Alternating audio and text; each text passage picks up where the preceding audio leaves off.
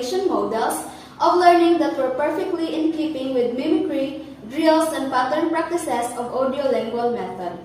The audiolingual method meaning explained that this method is based on behaviorism. Behaviorism says that language learning should become automatic habit formation through drills and pattern practices. Here are the features of the method. First, each skill, listening, speaking, reading, and writing, is rated and taught separately. The skills of writing and reading are not neglected, but focus throughout remains of listening and speaking.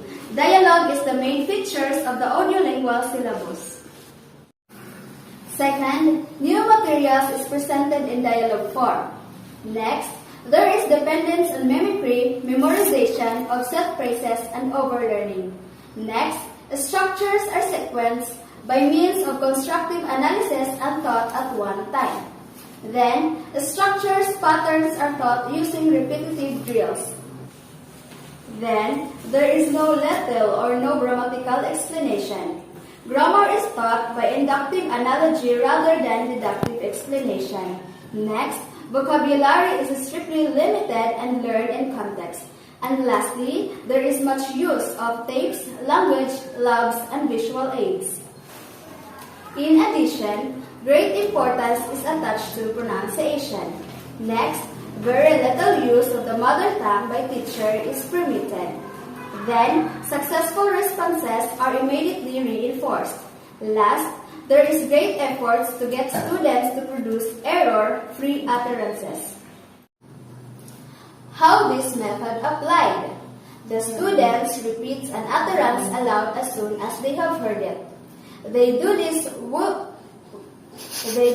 without looking at the printed text. The utterance must be brief enough to retain by the ear.